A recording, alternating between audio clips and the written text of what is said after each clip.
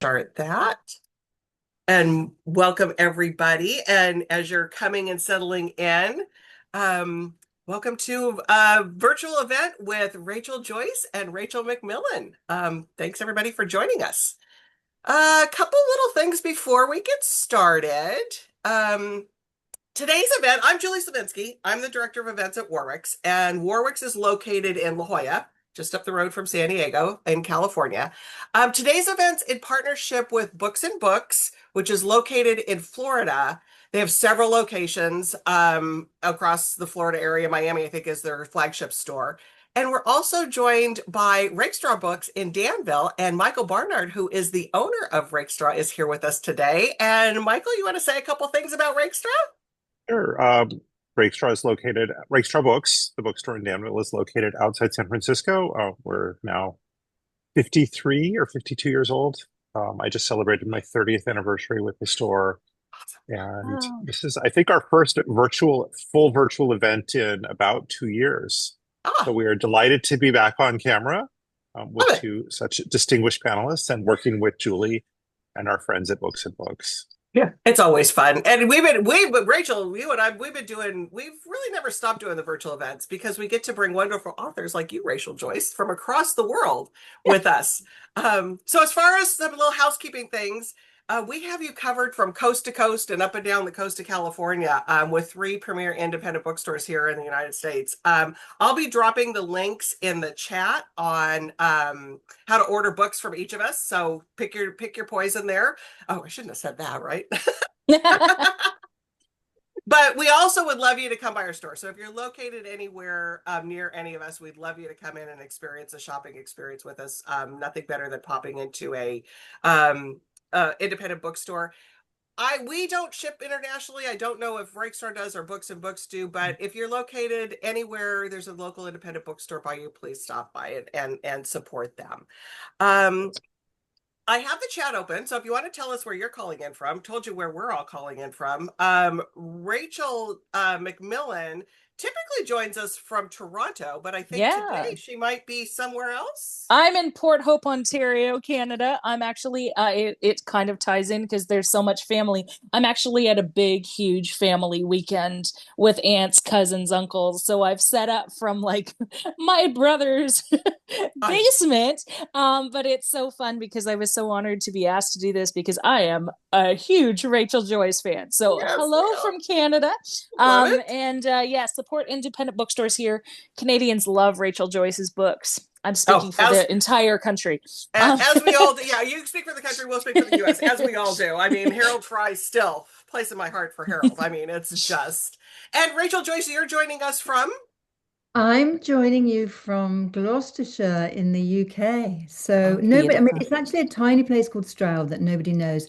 But the place that people might know is Bath or Oh, Bristol. So Bruce. kind of Yeah. southwest. That's where we are. And we've just had rain for about the first time in about, I don't know, 6 weeks. And Wow. everybody is ridiculously excited. I bet because it is one of those where it's anytime there's a little bit of rain is a good thing. We have Yeah. people from Canada, we have Northern California with Rakestraw. So in the chat, it's really fun to see where everybody's calling in from. So thank you for that, sharing that info. So Rachel are going to be chatting for about 30 to 35 minutes. I know we all know how Zoom works, but have to do my due diligence. After they're done chatting, I'll be invited back in to facilitate any questions you all might have. So go ahead and pop those into the Q&A button. Not so much in the chat. I might not be able to look at that, but pop them into the Q&A button and we will get to as many of those as we can. So now let me introduce our wonderful authors today and we'll get the show on the road. Rachel Joyce is the author of the New York Times and international bestsellers, The Unlikely Pilgrimage of Harold Fry, as I said, with my heart, Perfect, The Love Song of Miss Queenie Hennessy, The Music Shop, Miss Benson's Beetle, and Maureen, as well as the collection, A Snow Garden and Other Stories. Her books have been translated into 37 languages, have sold millions of copies worldwide, and been featured in the New York Times, the Washington Post, the Wall Street Journal, USA, and many more. The Unlikely Pilgrimage of Harold Fry was shortlisted for the Commonwealth Book Prize and long-listed for the Booker Prize, congratulations on that, and is critically acclaimed film, for which he also wrote the screenplay. And that was released in 2023. She was awarded the Specsavers New Writer of the Year National Book Award in December of 2012 and was shortlisted for the UK Author of the Year in 2014. Miss Benson's Beetle won the Wilbur Smith Adventure Writing Prize in 2021, and in 2024, Rachel was awarded an honorary doctorate by Kingston University. She's here today to talk about her new book, The Homemade God, which we all love as well as another great book. Thank you, Rachel. Joining her today is Rachel McMillan, who has been doing, like we said, these virtual conversations with us for many, many years. Rachel is the author of over 20 novels, including the best-selling The London Restoration and The Mozart Code, and the upcoming Operation Scarlet. She has also written The Library Scarf and Castle Keepers with Amy Runyon and Janelle Sazelski. I always Janelle's last name. Her works of nonfiction include Dream, Plan, Go, a travel guide for independent adventure, and the upcoming An Aim at Eternity, The Life of Christopher Wren. And so with that, everyone, Rachel and Rachel have a great conversation, and we'll see you in a little bit. Enjoy, everybody. Thank you very much. And thank you, Rachel. It's so nice to meet you virtually. I'm a huge fan, have been forever. And what I really love about your books is that they take us to so many places. And how does setting and the choice of setting inform where you start with a novel? Does the idea come first, or does the opportunity to say, take us to these wonderfully lush and very varied experiences of setting encourage you when you're starting out? Oh gosh. Well, first of all, I've got to say thank you so much. And I'm already in awe of you because you've written 20 books and I don't know how many it's nonfiction. I'm reading out your bio. I'm thinking, I'm a slacker compared to you. I've got No. I don't know how you do it. In terms of my own writing, I would say I always start, I don't know if it's the same for you, I always start with character and idea.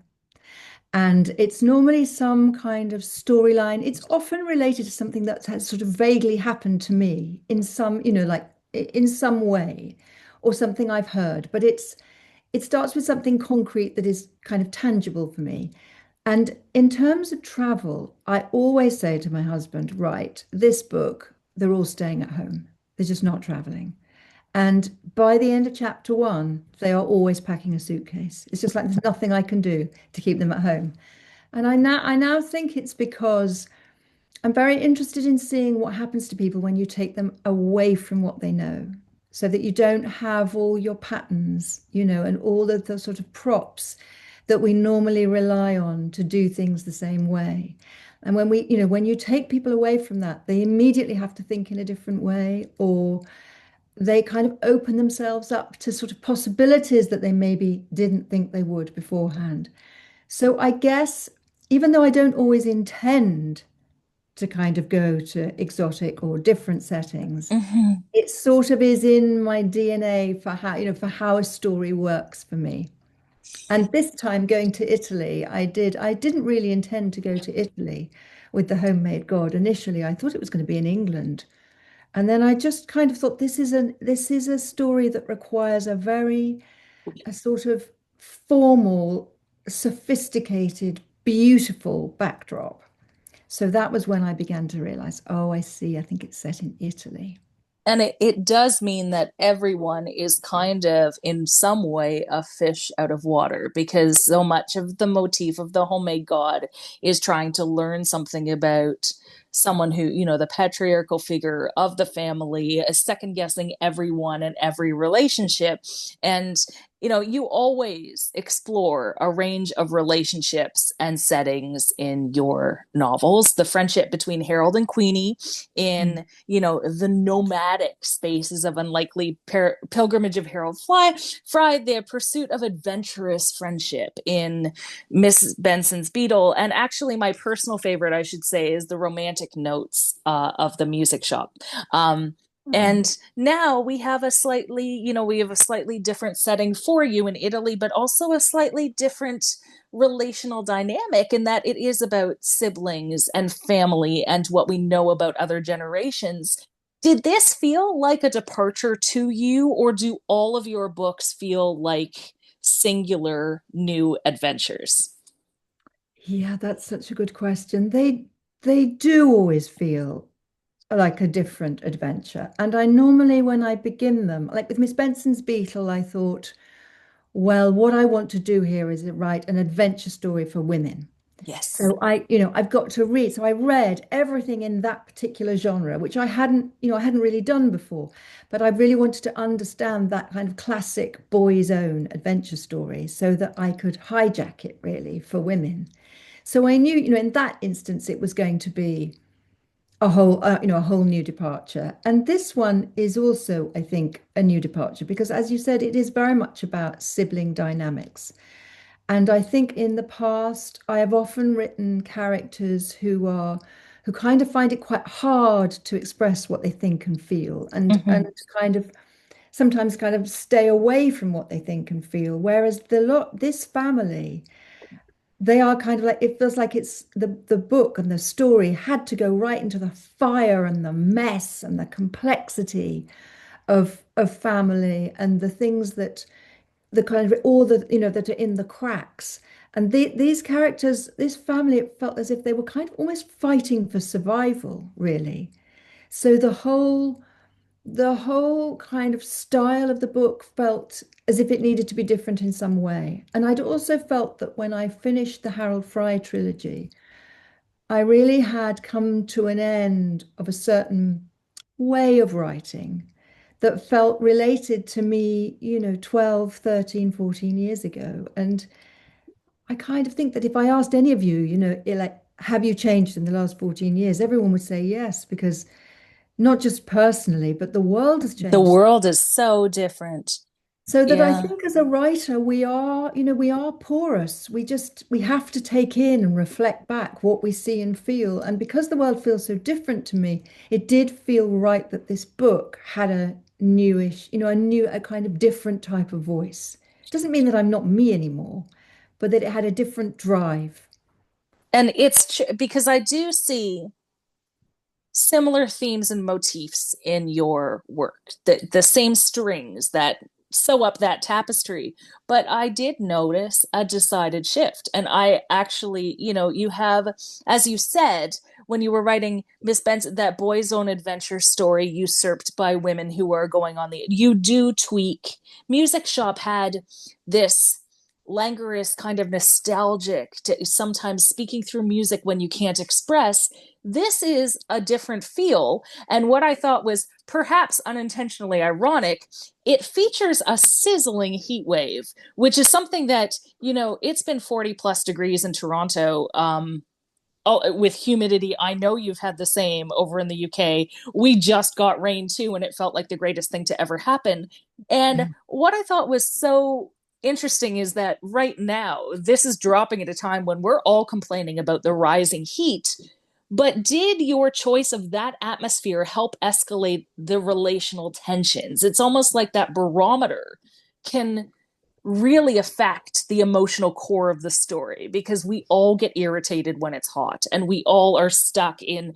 And I thought it was so fascinating that heat plays a role Yeah. in the the the dysfunction, the discordance between the characters. Can you talk a Yeah. little bit about that? Yeah, no, I was very well. I was definite that it was going to be a very, very hot summer because I think, as we're experiencing, you can sort of get to the point where you almost aren't thinking like yourself anymore. You're sort of like so, you're sort of so insanely hot. You don't really see things properly. And I mean, I've been trying to work during the heat, and by the afternoon thinking, I just can't connect properly with anything. It's sort of, that you're just so done in by the heat, but also that things can become angry. Things can be, people are intolerant. Fuses can be lit quite literally. And because this is again a story about this, as I said, the sort of fire, it did feel right to set it in a very, very hot summer. But I was also thinking of a hot summer, actually 20 years ago now, when my father died in France. And I went with my two sisters. I'm the oldest. I'm one of three. We had to go to France to fetch his body home. And the thing that I always remembered, and I wrote the opening line of the book 20 years ago, was the sound of our Wow. flip-flops. It was just that, you know, that singular sound of rubber on very hot stone, how Yes. kind of, it struck me as such a kind of brave, lonely sound and so evocative of that time. So I always knew I was going to tackle what I feel happens. I feel it's a sort of period of, I mean, we're very close, my sisters, we still are, but that's sort of a period of lawlessness that I think came upon us after my father's death when it felt as if anything might happen, just in this sort of brief 2 week period that my youngest sister might decide she didn't like either of us. It felt as if my middle sister might decide she wanted to be the oldest sister. It felt as if I might just walk away completely. It was sort of just as if, with the death of my father, and I think this does happen often with the death of a parent, it's as if briefly all the rules go, Yeah. or the ones that you know, the ones that you know. And so you're left in this period of chaos, and yet you're also grieving really intensely. So the combination of that and the heat, which I experienced then, seemed, you know, very true and right for this particular book, you know, in telling the story now. And was there a bit of a catharsis in going back to that time? Obviously, it must have been very painful. And obviously, none of us is going to read into the relationship with the father in this book as yours. You know, No, writers, everyone, we're not always writing autobiography, but no. that, you know, the loss of that compass, the loss of that anchor for, you know, I have still have to be accountable to this figure in my life. Yeah. Did it take you back in a good way, or was it a little bit challenging to write about a I death think as no, it wasn't. I mean, magnanimous? if it took me back in any way, it didn't really take me. Actually, what it took me back to was the complexity of the relationships between Yeah. siblings, which is, you know, the thing that I always really was getting at. The death of my father itself, I think I've had 20 years of, you know, growing used to it. And you've written, I mean, it has influenced my writing, but actually the kind of potential fallout with my sisters, I haven't really touched. And that was, I mean, I knew it was coming. I always knew it was coming. But again, I felt it required a slightly different attack, a slightly different way of writing in order to deliver the truth as I experienced it about that particular time. And it's interesting because, and I have to, you know, I'm going to give a caveat here. I haven't seen these television shows, but I have enough friends who are obsessed that I know dysfunction, family secrets, the dynamics are a huge part and permeating our cultural consciousness right now. I think of shows like Succession, like Yeah. White Lotus, where people are in these really high tense things. Do you think we're drawn to these stories as perhaps a mirror or a reminder that, hey, at least we're not as bad as those people? I mean, do you ever read a book and think, okay, my siblings and I are dysfunctional, but we're not as bad as that? How did you know if you were going too far in terms of, you know, because this has a drama, but it never wades into cliche or melodrama. I'm sure that must have been a line you had to draw for yourself.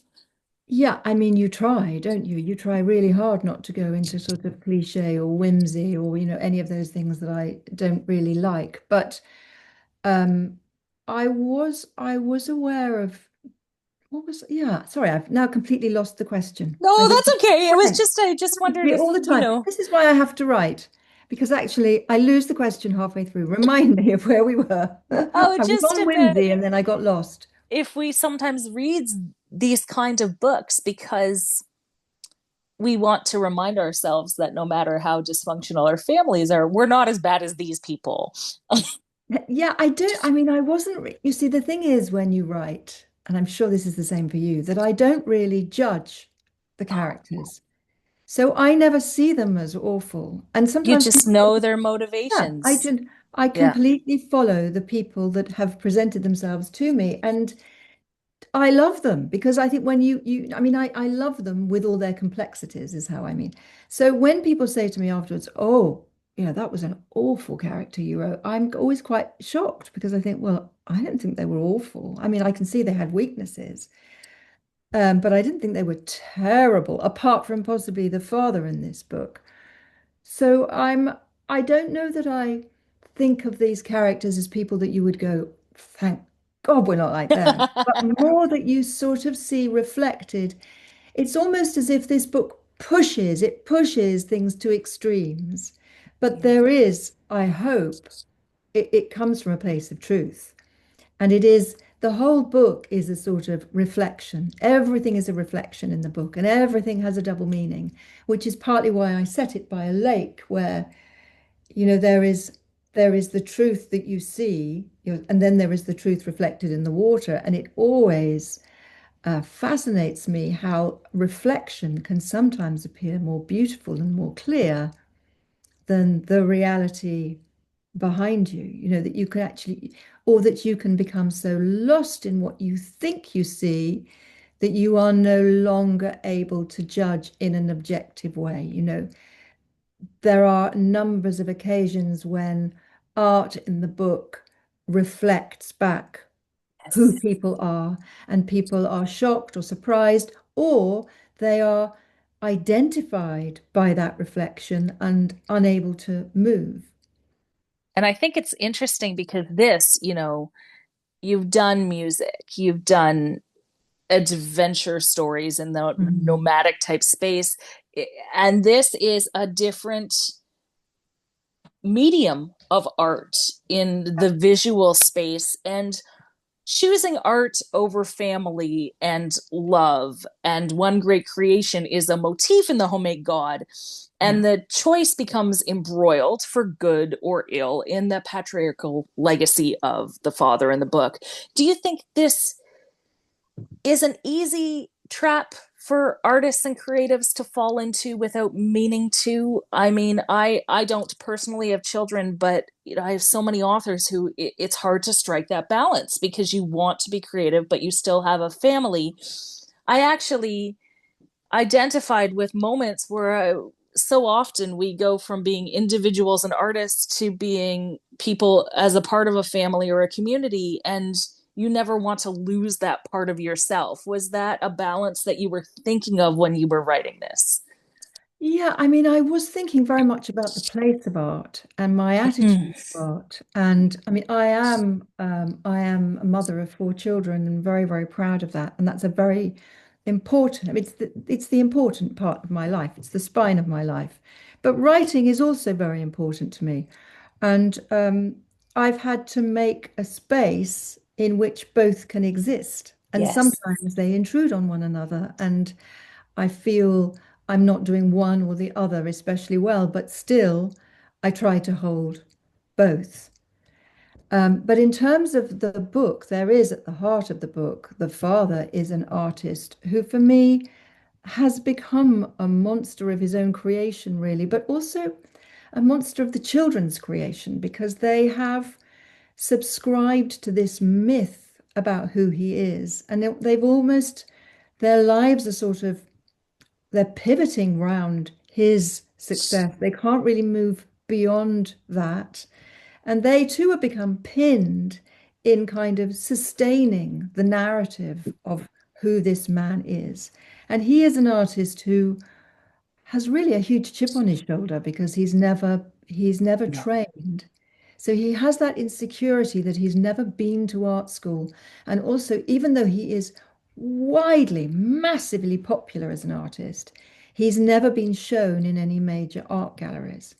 So it's kind of his Achilles heel. And it means that he is, for me, one of those artists who's driven by ego. Mm-hmm. And I feel that when you're driven by ego, you are no longer able really to do the thing that you and I have been talking about, which is to try and reflect what you see and accept that your way of reflecting it may have to change from the way you last wrote a book, or maybe it may not be as successful as your last book, but you're being true to what you see and what you're experiencing, because the most important thing is to try and reflect back in as authentic a way as you possibly can, the truth as you see it. And I love that when we are working through a book that is art in a more visual medium, your writing is so beautiful. Um, Oh, each night, Vic strolled along the Via del Silencio, the one cobbled lane that followed the shape of the island, thinking how perfect the world was. The ancient basilica stood at the end with the bishop's palace and the abbey like a pale stone fortress in the middle. I mean, I just wrote a book on Christopher Wren. I am geeked out about churches and abbeys. That's so. Did you choose to use places in Italy that spark something in you as you pursued this book of reflection and art and how the world around us is art? And I would say that's something that you perhaps even unintentionally have given to all of us in all of your previous works before. But do you have a favorite places or places you just wanted to snapshot and put into this story? I always feel that place, as you said right at the beginning, place is so important for me. Yes. And you can use place so well. You know, it becomes another character in the story. And I loved when I wrote Harold Fry writing about the English landscape. I just Yes. moved to where we live now, and it's right in the middle of the English countryside. And I had never experienced light and change daily the way I began to experience it then. And I quickly realized that, I'm not a painter, but I had to be out in it and I had to keep describing it. And because I write, that was my way of trying to kind of capture it and stay with it and celebrate it. And similarly with this book, as I said, I didn't really know where specifically it was going to be. I knew it had to be a lake. And then I began to read about Lake Water, which is one of the smallest Italian lakes and not really very known. And the more I read, the more I thought, this is the one. This sounds amazing. And then, of course, I had to go. I had to Yeah, go. obviously. Ended up going 4 times because the moment I saw it, I got goosebumps up and down. I was just Wow. so enraptured by how beautiful it was. We kind of drove down this steep road through pine trees, and suddenly you just see this blue that's like it's like this ring, but it was just like cornflower blue that particular day with this little tiny island in the middle. And then I began to realize how the lake changes color. It sort of changes in an instant. It can be deep dark green, it can be like the orange of a goldfish, it could be yellow, it could be gold, it could be silver. And so the more time I spent there, the more thrilled I was by how much there was to describe. So I did I became slightly obsessive about it, which is, I think, probably what you have to do. And Um, the way you describe that, like there is a lot of what I feel when I'm in Harold Fry territory in the UK because the sky is like that. It's so lugubrious in moments. The shade, the shadow, the mood, the way the sun, it's very different than what we have in Canada, just like a lake in Italy is very different than a yeah. lake in England. It's just, and your cover does all of this justice. It's such a striking cover for this book. I don't know if the UK cover is different than the Canadian and American one, Yes, but it's completely different. In fact, look, I can show it to you. It's oh, and I've got mine. completely different. It is, Oh, it's, wow. That is, see that we've got the yeah, striking, oh, it's a little yeah, blurry, but we've got the striking covers. That's yeah. also quite fascinating. It is. It is. It's a very different cover for me. Again, I think, just to sort of mark that it was a bit of a shift. Yeah. I love it. I love both covers, and I love that they're so different. Yeah. And yes, it is a bit of a shift. And, you kind of preempted this, but I did write down that I was thinking while I was reading the book that Vic was a self-taught artist or a Yeah. home I love the use of the you said everything has a dual meaning here. um or homemade, as we say, homemade artist, right? You taught yourself. And I really thought a lot about if you can acquire talent and practice, or if it's something that is inherent. And I would say, as a writer, I I think that there's something to be said about people who go and do their master's degrees and get all these MFAs, but there's a lot of writers whose writing is born out of love of story and narrative.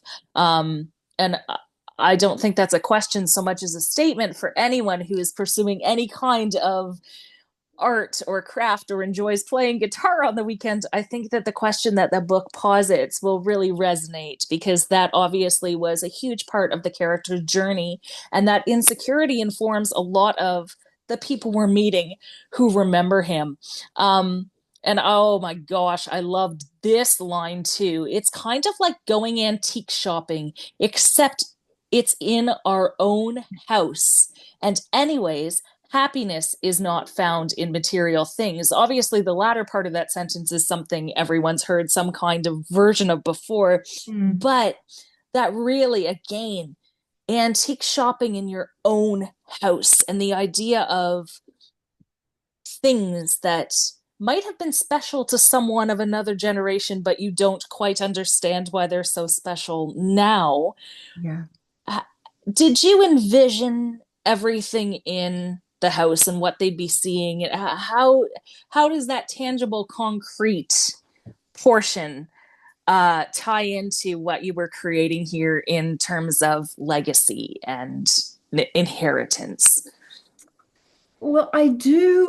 I mean, with characters, I really, I spend a lot of time thinking about characters and writing about them. And often it doesn't really find its way into the book. It's just me getting to know the people. And it's Yeah. the same with the place. I feel that given that fiction is basically a huge lie, a whopping great lie, you must do everything you can to convince yourself as a writer, and therefore the reader, that it is true. That is your job. So anything I can find that is actually real, like a lake or a house, the villa. I spent a long time when we first went to Lake Orta trying to work out where the house would be that they lived in, because you suddenly go and you think, well, it could be anywhere. It could be any house. But I really wanted to find the house where I thought, oh, that is it. That is the one where they live. It was the same when I was trying to find Queenie Hennessy's house in The Love Song of Miss Queenie Hennessy. I kind of had an idea where it might be, and then I went.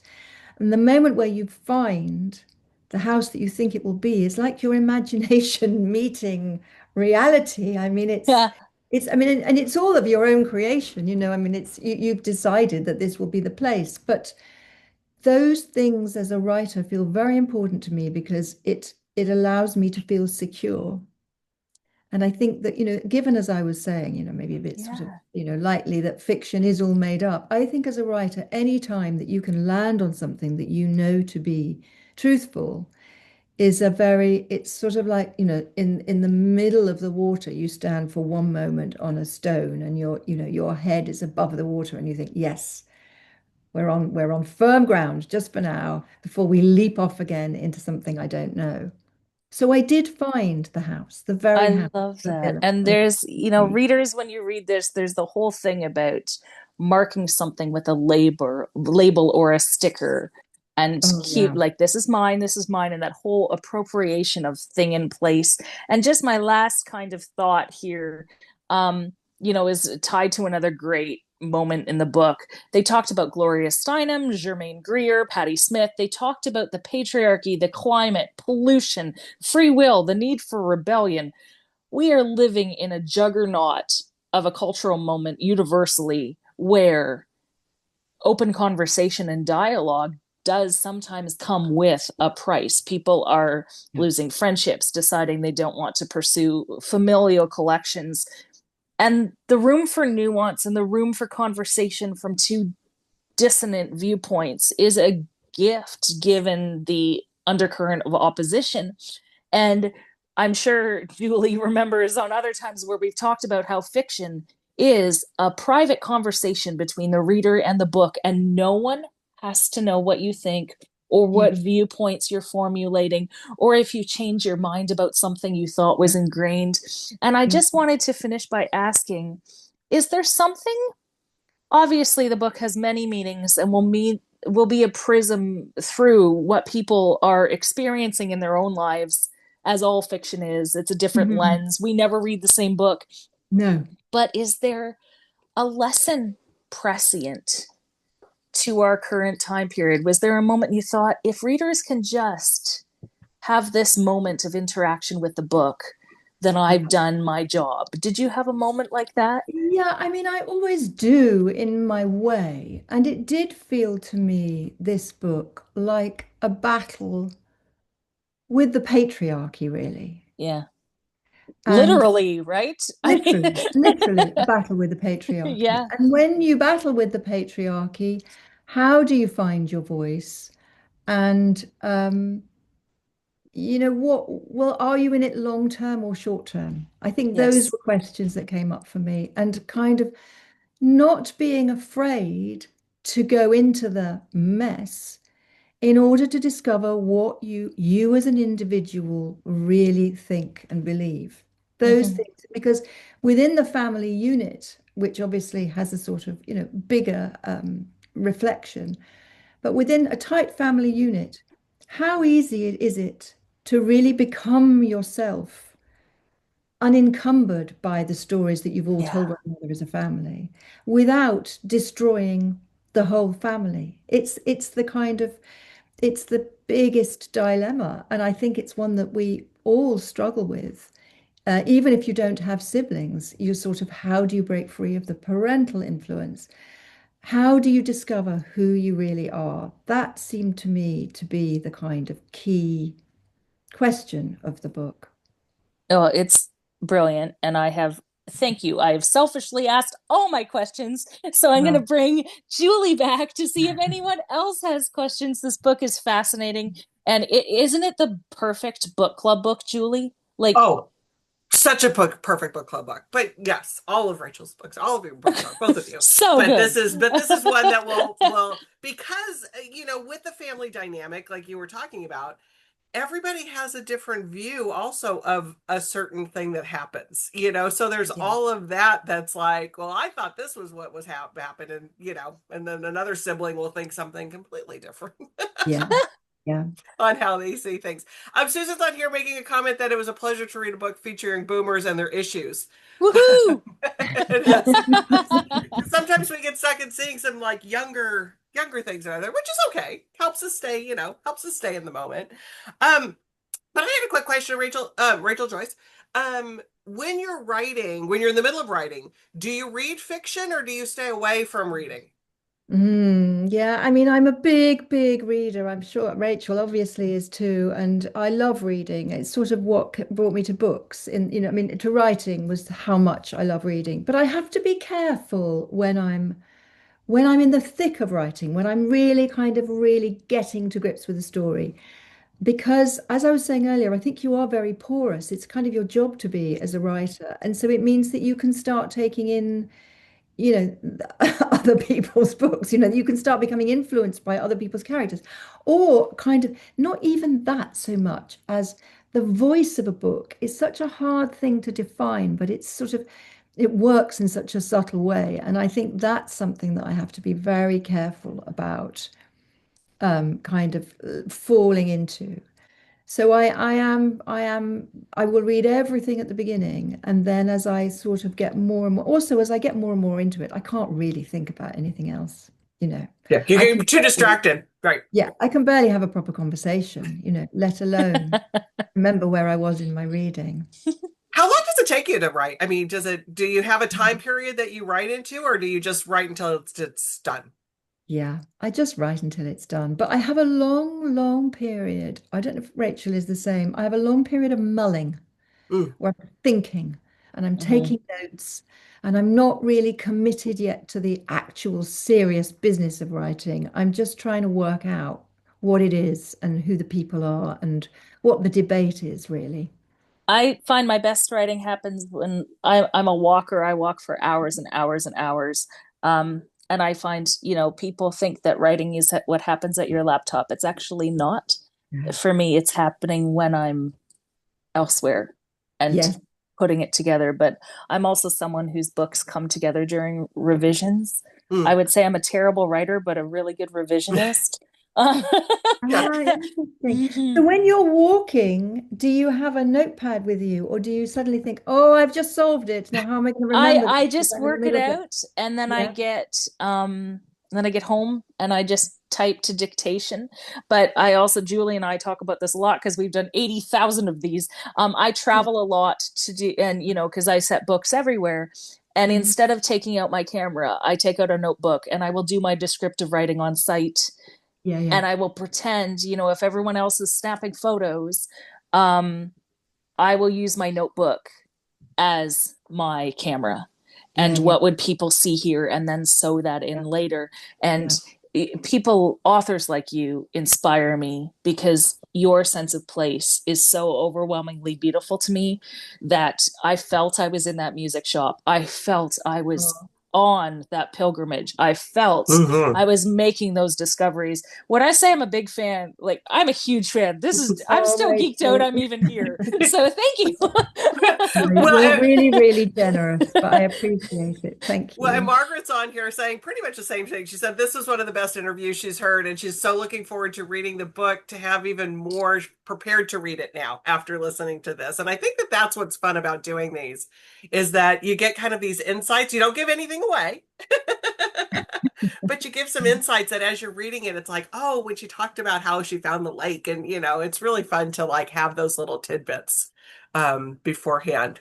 Um, so as we kind of wind up here, Rachel, Joyce, do you have something in mind for your next book, or are you still mulling that over? Well, I do. I know where I'm going, which is always a relief, because it's sort of like, going off on a journey and you suddenly, it's awful if you don't know where you're heading. So I sort of know where I'm going, but I'm writing very tentatively, very, very tentatively. But I'm also lucky enough, I do a lot of radio drama over here. Nice. So I'm adapting Pride and Prejudice for radio, which is Wow. it's really, I mean, it's a gift. It's a gift, but it's an incredibly hard one to adapt, which I hadn't. I've done all the Brontes, and they are actually quite easy, apart from Wuthering Heights. Wuthering Heights is just a monster, and nobody should touch it. But um, the Brontes, I think the action is so big and heightened that you can adapt it quite easily. But Jane Austen is so delicate that you start taking bits out and it sort of goes like just saggy. It's really shocked me how difficult it is to dramatize. So I'm doing that, and then I've been asked to do Gone with the Wind. Interesting. Wow. Yeah, both of us are like That, both of us just came off the screen. because, there's a lot of, There's there's a a lot. lot of There's that is, Yeah. but again, I mean, talk about characters who we have to judge them Yeah. by choices and the being products of their environment in their day and age. That's got to be very fascinating. It's going Wow. to be really interesting, oh. really interesting. Yeah. Anyway, so that's me. That's going to keep me quite busy till the end of Yeah. the year. Um, because we do have one question that popped in, but before I get to it, because I'm fascinated about the radio show, is it something that's recorded that people can listen to in other places besides the UK, or? Well, yeah, I mean, when it will go out. I think Pride and Prejudice goes out in December. When Gone with the Wind will happen, I don't know. Yeah. But it's all via Radio 4, and then this is all Okay. this is all the BBC. So, things go out on the BBC. You can listen again. Right. It's I mean, I don't know how easy it is, but I would imagine it's pretty easy, it being the Right. BBC to Right. Can I Okay. find it. selfishly ask Rachel? I probably should have read this before, but Viet is my favorite Bronte book. Charlotte Bronte's Viet. Oh, Did you do love. that one? Yes, I did. Oh, I okay. I'm did. gonna find it because I'm obsessed. That's really interesting. And I love that it has that double ending. Oh yeah. Yeah. I mean, it's a brilliant book. I completely agree with you. Jane Sorry Eyre to is great. Jane Eyre is kind of full of Oh, drama, but Viet is my heart. but that is Yeah. Okay, Sorry I've to never read. usurp I someone's never read question. yet, so I need because I'm a brush. yeah. I need to There's go and another read one that. then. Yeah. I need to go and read that. Um, okay, so Amanda's asking to you, Rachel Joyce, how would you describe your own unique voice in terms of writing? What a good question. Well, I can say what I aspire to, which is, I think, to find, I mean, I think, to find the beauty in the moment is something I look for, but to find the clarity of the moment, I also really striving for, to pare things back as far as I can. So I do overwrite. I edit. I edit a lot as I go, and I do a lot of crossing out because I'm trying to get things to a place where it is completely without, sort of pared back. I mean, as close to bone as I can get it. Having said that, I also feel for me, there is when I probably have an inclination to be slightly on the downward inflection. And I don't really want that in my fiction. So I have to it kind of get back in tune with the side of myself that is more boisterous and buoyant and robust.